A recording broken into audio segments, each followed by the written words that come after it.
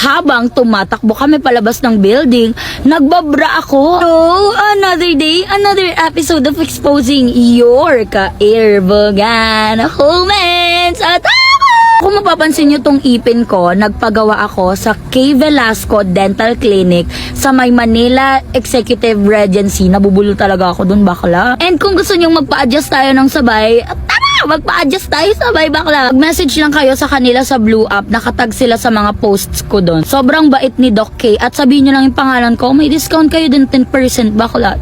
Okay, so quick story lang to Ito ay pinamagatang literal na in the heat of the moment attack sa buhay. F21. Hi guys, so may kwento ako. Kahapon lang nangyari. Nag-book kami ng partner ko ng place staycation something, sabing ganon. Then ayon, syempre, alam nyo na mga sumunod na nangyari. Nagganunan sila. Akala namin nag-aaway lang sa kabilang unit. Bilang chismosa siya, pumunta na sa pinto para makinig. Yun pala, nasusunog na yung kabilang unit. Attack!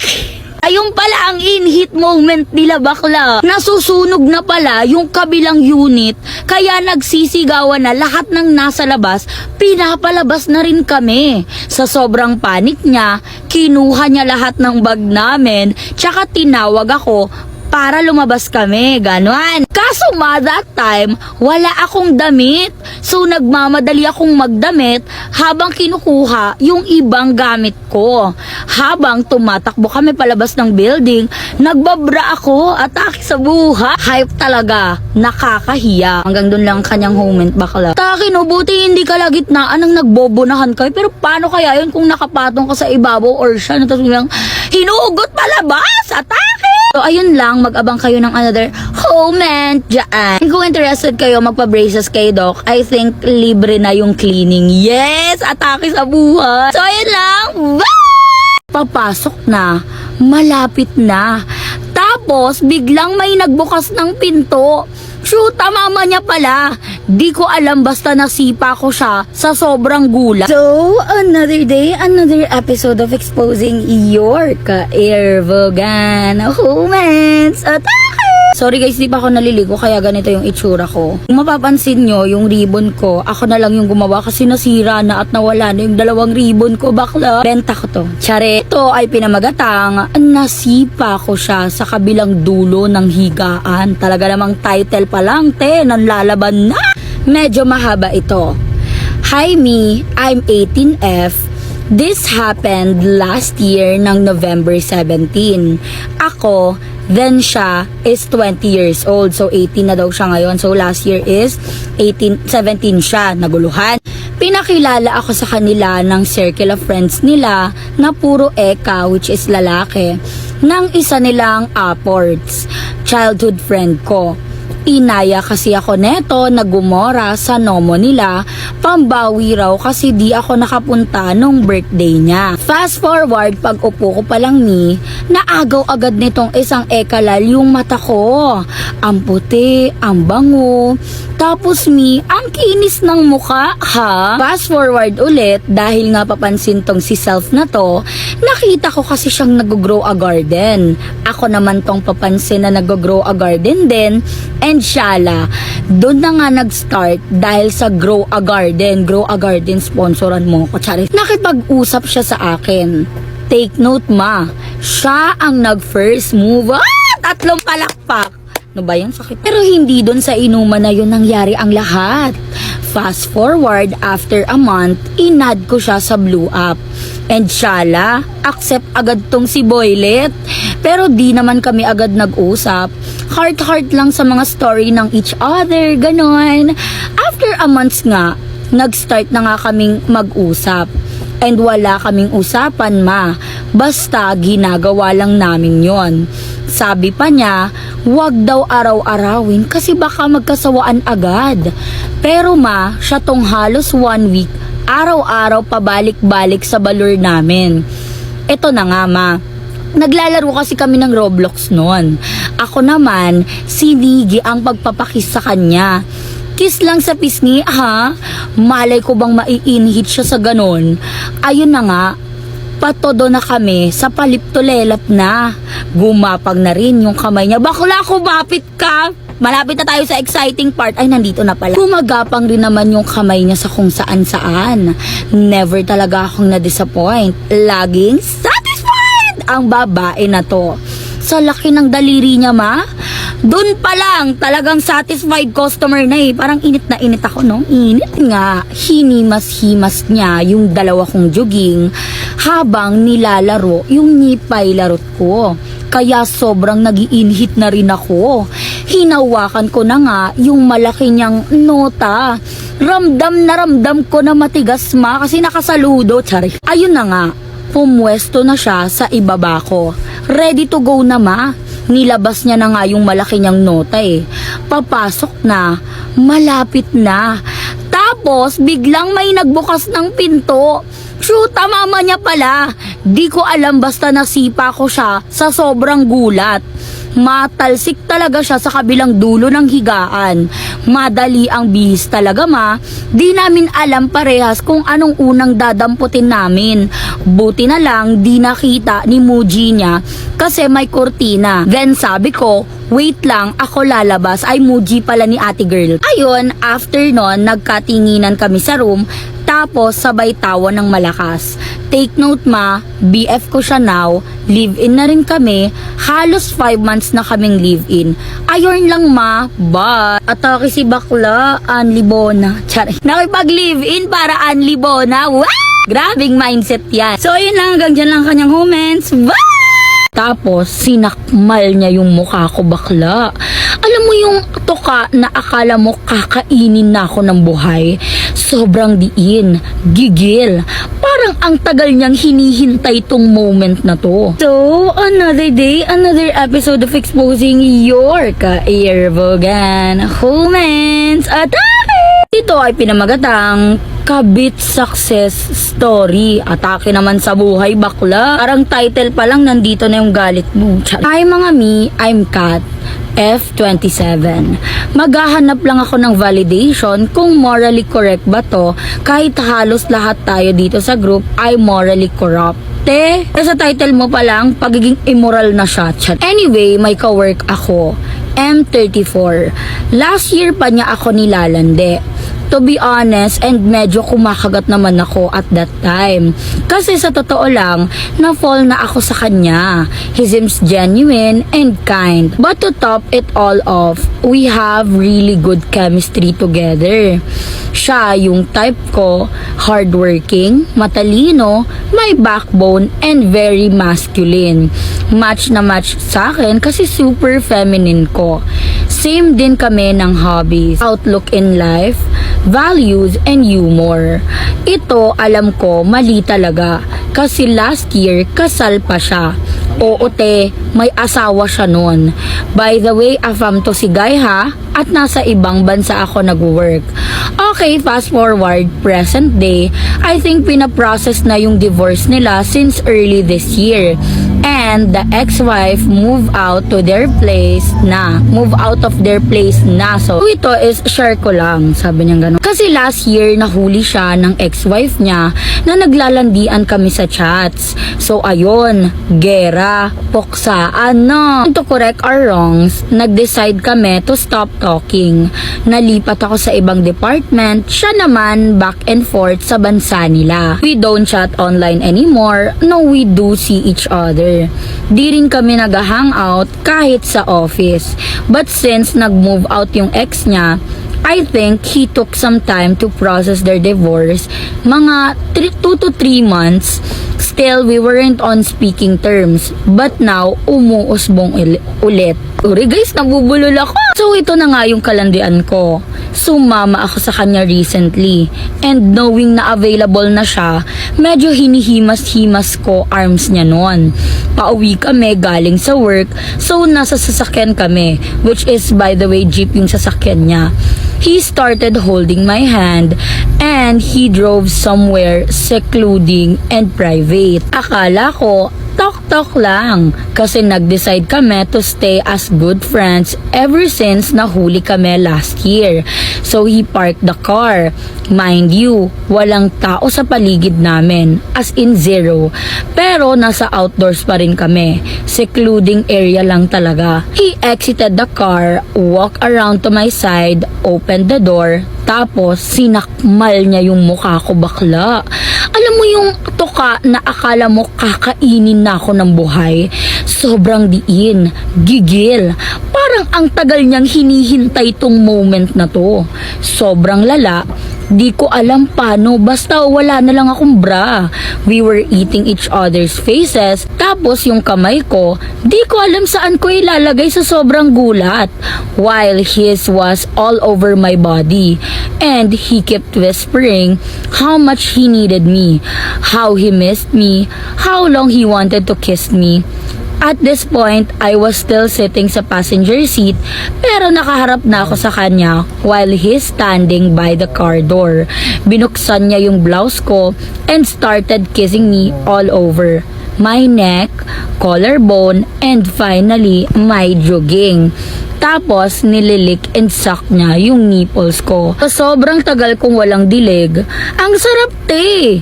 Pero di pa siya tapos. He removed my trouser and starting playing with my nipay habang nilalamutak pa rin niya yung jogging ko. Eventually, he went down to business. Tinanggal niya yung panty ko. Napahiga na lang ako sa sarap. My head was on his cup holder. I was butt naked except for my open red blouse and red high heels while he's eating my nipay. Yes! Habang minamasa ang jogging ko at giniginger ako. Plakado si bakla. Sana all. Napakayabang. Ay, mali pala. I'm sorry but in my almost 30 years on this planet, that was the hottest thing that has ever happened to me. On the passenger side of his jeep, getting my nipay eaten and finger it while in my red heels? Atake sa buhay! Bading bakit kasi to English? Kita niyong kanal yung humor ko. Hindi niyo ba to pwedeng Tagalogin? Ama? Going back, I came on his mouth and he held me up and hugged me tight. He loved hugging me and cheating ira pa niya.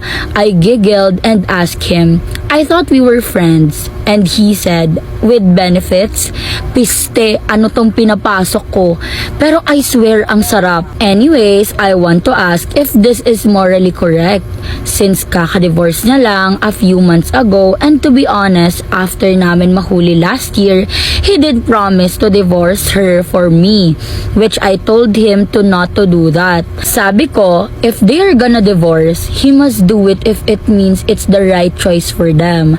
Like I even offered to resign to leave them alone but he didn't want that. Parang mentally check out na rin siya sa marriage nila for the past 2 years. Hinahabol lang ako ng konsensya ko because I know may nasasaktan akong babae but he kept insisting na their marriage fell apart years before I came into the picture. But his cheating with me finally gave them a solid reason to live. I don't know. Help. Putang ina mo bakla, pinagpawisan ako sa English mo. Pakainit din. So for me, yung ginawa nyo naman ngayon na nagtsuktsakan kayo or nagbonahan kayo na divorce na siya, morally correct naman siya, yes. Pero kasi yung beginning ng relasyon nyo, first of all, alam mo na may babae. Bakit ka pumatol nung una? Diba? Yun yung pagiging immoral bakla. Oo, yun yun. Pero kung itatanong mo ngayon, syempre, ngayon valid na eh. Okay na. Okay na siya. Accepted na siya. Pero, hindi namin i-validate yung actions mo na ginawa mo siya nung may karelasyon pa siya. Kahit pa sabihin natin na hindi na maayos yung pagsasama nila bago kayo magkakilala or before pa, ganun. Eh, hindi valid na sumausaw ka pa rin sa may asawa. Pero pinaka nakakagigil dito yung lalaki. Kalalaking tao humihingat ang ina. Yun lang, ganyan lang ang kanyang comments. Bye!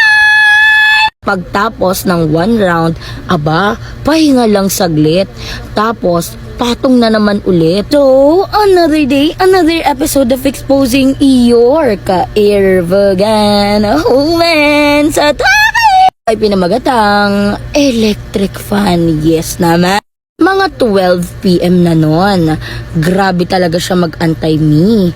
Pinatulog niya lahat ng tao sa bahay namin para kunin talaga ang virginity ko noon. Tapos, nakatulog na lahat ng tao sa bahay. Bali yung bahay namin, 2. Tapos, yung isang bahay na may tindahan, doon na natutulog parents ko. Tapos, yung mga kapatid ko na maliliit, doon na natutulog sa parents ko din. Then, yung isang bahay, andun yung kuya ko, nasa kwarto. Tapos kaming 2 ng bowa ko sa labas lang ng kwarto. E di ayon, naka-orlock na lahat ng kyoot. Doon na nagsimula ang bunahan bakla. Binabana niya ang panty ko, tapos yung brief niya. Grabe ang laki. Pero kiyokot akong ijosok yung malaki niyang nota. Kasi first time ko, abay ginosok na. Ko naman, ayoko pa, baka kasi mabuntis ako ng maaga. Bakit kasi magkalayo yung matas buntis? Di ba magkadikit yun? Diyos ko. Maaga pa para sa aming 2. Kasi siya ay 17, ako naman 15. At yun na nga, ginosok niya. Bakla, wag niyong gagayahin to ha. Sa mga minor na makakapanood nito, wag niyong gagayahin to. Shoota kayo. Like, do it at your own risk. Pero I suggest, wag niyo nang gawin kasi hindi porket naririnig, napapanood o nababasa nyo, dapat niyong gayahin. Okay? Kasi siya, 17, tapos ako naman, 15.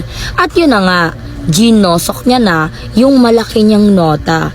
At ko naman na ayaw ko. Sabi kong ganun, ayaw niya talagang magpaawat na para bang bet niya talagang makipagbonahan. Ayon, ginosok niya na. Wala akong maramdaman na sarap kasi sakit talaga yung nararamdaman ko. Kahit pagjosok at pagkatapos niyang makipagbonahan sa akin. Pagtapos ng 1 round, pahinga lang saglit. Tapos, patong na naman ulit. Dun na ako hindi makahinga kasi nga ang init na noon, walang electric fan. Bali nasa bunso kong lalaki yung electric fan. Kinuha niya. Tapos patong na naman. Nahuli kami ng parents ko. Kasi gising yung kapatid ko kasi wala siyang electric fan. Puta, di namin alam na sumilip. Kaya ayun, nagsumbong. Tapos kyokot na para bang masasyegi ako noon. Kasi nga galit na galit yung moji ko. Bakla, binugbog talaga ako. Tapos krinompal ako. Ayun, unfair. Kasi meron pa sana, kaya lang pagod na ako mag-type. Yun lang. Kanya sa buhay bakla, walang intro. Dun agad tayo, direct to the point. Hanggang dyan lang ang kanyang comment. And ikaw, kung gusto mo mag-share ng comments mo, bakla, check the link on my bio. Yun lang. Bye! Tapos, ang chika ni ate girl, walang aftercare si boy. Tapos, 5 minutes pa lang, tapos na. Eto pa ha, hindi siya hinatid. May car naman na sarili si kuya mo. Oh, another day, another episode of exposing your ka-air vulgar humans at Taga naman, diba? Gabing-gabi na bakla. 2:00 na madaling araw. At ito tayo, mag-iingay. And kung mapapansin niyo sa story ko sa Blue Up page ko, bakla, galing ako sa Emperor Fried Rice, which is sa Angono Rizal siya.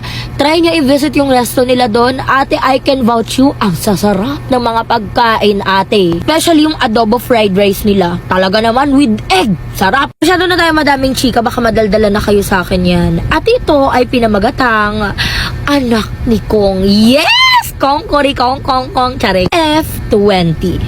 Hi ma, it's me again. Ibang ganap to ha. Nangyari to, last botohan. Well, that time, uso na yung mga nagbabahay-bahay ng mga politiko. Then kasama ni congressman, yung only son niya. Pogi siya maha. Also, before pa lang, may sabi-sabi na mahilig palang makipag-ons to si Guy. Anyways, balik tayo sa chika. Yun na nga, since pogi nga, hinanap ko sa Blue Up yung account ni Boy. That time, may story siya Siyempre, papansin ako, nag-reply ako sa story niya. Tas after ilang hours, nag-reply na si Otoko. Then yun na, nag-juice up na kami. Pero hindi nagtagal, kasi feeling ko, ate, fuckboy siya Fast forward, yung friend ng cousin ko, may friend siya na nakausap tong anak ni congressman sa dating app na yellow up daw. Tapos, inaya siya nung anak ni congressman na mag-ons. And boom, yon natuloy. Tapos, ang chika ni ate girl, walang aftercare si boy. Tapos, 5 minutes pa lang, tapos na. Eto pa ha, hindi siya hinatid. May car naman na sarili si kuya mo. Yun lang, buti na lang hindi natuloy yung samin. Clue, sikat siya nung 2025. Nagdora kasi. Laman din siya ng Reddit. Daming nag-expose about sa ons niya. Bakit ganon? May clue na ako, ate. Ate, sabihin yung mali ako. Sabihin yung mali ako!